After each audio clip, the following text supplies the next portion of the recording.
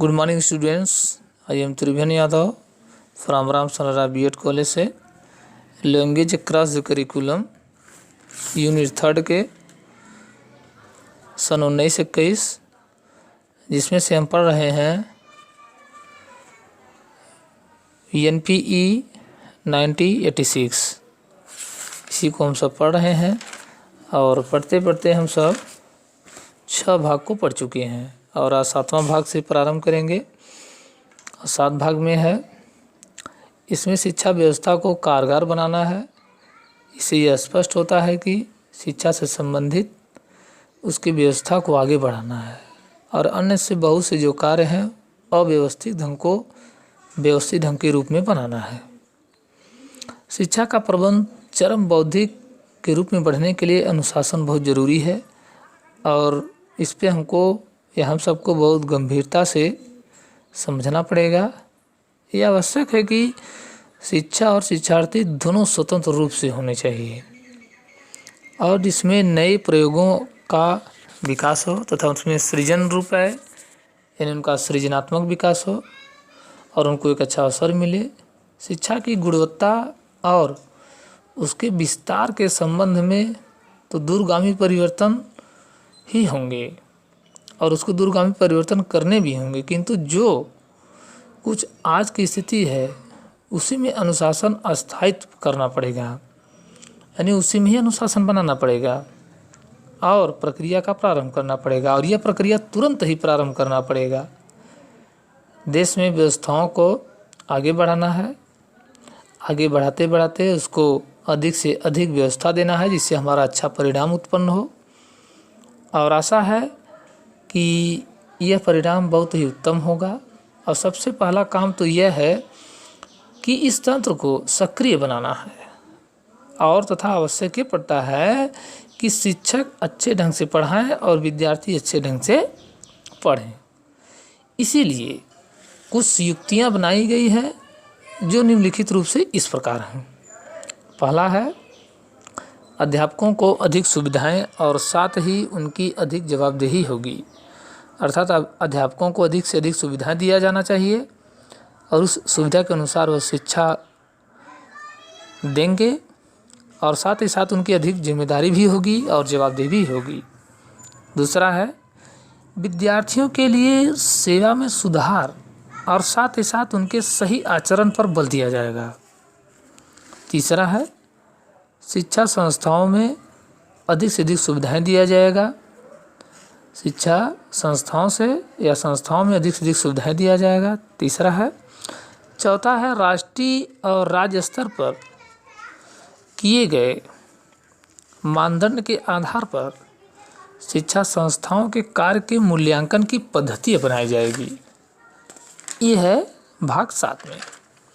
भाग 8 में हम सब पढ़ेंगे शिक्षा की विषय वस्तु और प्रक्रियाओं को एक नया मोड़ देना है, जिसमें से सांस्कृतिक परिप्रेक्ष्य के रूप में देना पड़ेगा। यानी इसमें सांस्कृतिक परिप्रेक्ष्य के रूप में शिक्षा के विषय वस्तु को एक नया मोड़ देना है और औपचारिक शिक्षा की जो पद्धति है उसी के अनुसार हम लोगों को अपने सांस्कृतिक परंपराओं के में जो बीच में जो खाई है उसको पाटना है, अर्थात कुछ ऐसी परंपराएं हैं जो हमारे शिक्षा में रुकावट का कार्य करती है, उस परंपराओं को तोड़ना है। और ये आवश्यक है कि आधुनिक टेक्नोलॉजी की धुन में ये नहीं होना चाहिए कि हम आगे ही बढ़ते रहें, टेक्नोलॉजी को ही बढ़ाएं, नहीं, अपने शिक्षा को भी बढ़ाना है और नई पीढ़ी भारतीय इतिहास और संस्कृति के मूल में ही कट जाए, ऐसा भी नहीं होना चाहिए।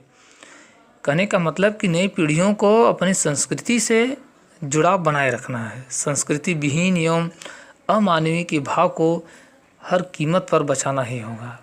अर्थात हमारे देश में हमारी संस्कृति एवं मानवीय बना रहे। शिक्षा में संस्कृति तत्वों को आमंत्रित किया जाएगा। इस काम में लिखित और मौखिक दोनों परंपराएं शामिल होंगी। सांस्कृतिक परंपराओं को कायम रखने और भागों को आगे बढ़ाने के लिए परंपराओं को एक तरीके से आगे बढ़ाना, हर गुरुओं को सहायता देनी पड़ेगी और जिससे उनके हर कार्य को मान्यता प्राप्त हो जाए। अब आगे बढ़ते हैं भाग 9। किसी समाज में अध्यापक के दर्जे से उसकी संस्कृति, सामाजिक दृष्टि का पता लगता है। कहा गया है कि कोई भी राष्ट्र अपने अध्यापकों के स्तर से ऊपर नहीं उठ सकता है। सरकार और समाज को ऐसी परिस्थितियां बनानी चाहिए जिनसे अध्यापकों को निर्माण और सृजन की ओर बढ़ने की प्रेरणा मिल सके। अध्यापकों को इस बात की आज़ादी होनी चाहिए कि वे नए प्रयोग कर सकें और संप्रेषण को नई उपयुक्त विधियां और नए समुदाय की समस्याएं और क्षमताओं के अनुरूप नए उपाय निकाल सकें। ये भाग 9 में है कि अपने आगे अध्यापकों को रखना है और अध्यापकों के माध्यम से ही हमें शिक्षा को आगे बढ़ाना है। अब भाग 10 में देखेंगे, इसमें शिक्षकों के प्रबंध के विषय में कहा गया है। शिक्षा की जो योजना है और जो प्रबंध की व्यवस्था है उनके अनुसार पुनर्गठन करना पड़ेगा और उच्च प्राथमिकता दी जाएगी। इन संबंध में जिन सिद्धांतों को ध्यान में रखा जाएगा कुछ सिद्धांत बनाए जाएंगे। ये सिद्धांत निम्नलिखित इस प्रकार हैं।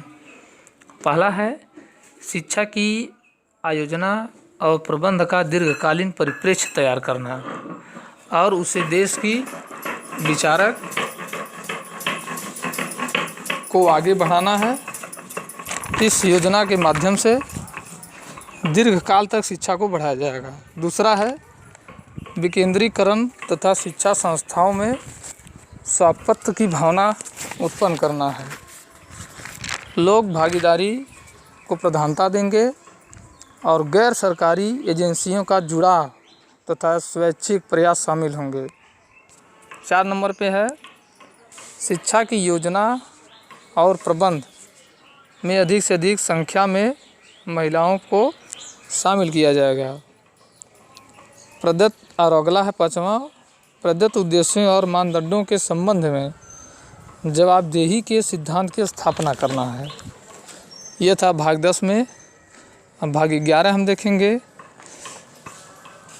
भाग 11 में बताया गया है संसाधन का उपयोग करके शिक्षा आयोग ने शिक्षा से संबंधित अन्य सभी लोगों ने इस बात पर बल दिया है कि हमारे देश में समतावादी उद्देश्यों और व्यवहारिक तथा विकास से संबंधित लक्ष्यों को तभी प्राप्त किया जा सकता है जब इस कार्य के स्वरूप और भाषाओं के अनुरूप शिक्षा में पूंजी निवेश हो। जिस हद तक संभव होगा वहाँ तक इन विभिन्न तरीकों से साधन जुटाए जाएंगे। चंदा इकट्ठा करना, इमारतों का रखरखाव तथा रोज़मर्रा कार्य में आने वाली वस्तुओं की पूर्ति में स्थानीय लोगों की मदद लेना होगा। उच्च शिक्षा के स्तर पर फीस बढ़ाना पड़ेगा तथा उपलब्ध साधनों का बेहतर उपयोग करना होगा। शिक्षा में आवश्यक पूंजी न लगाने पर या न लगने पर जो परिणाम होंगे वह बहुत हानिकारक होते हैं और बहुत गंभीर भी होते हैं। इस तरह व्यावसायिक तथा तकनीकी शिक्षा और अनुसंधान की उपेक्षा से होने वाली कमियों को अस्वीकृत किया जाएगा और देश को आगे बढ़ाया जाएगा। इस प्रकार NPE 1986 यानी 1986 नेशनल पॉलिसी ऑफ एजुकेशन समाप्त होता है। अब हम अगले भाग में पढ़ेंगे POA प्रोग्राम ऑफ एक्शन 1992 यानी संशोधित राष्ट्रीय शिक्षा नीति 1992। ये अगले समय पढ़ेंगे हम। Okay, thank you.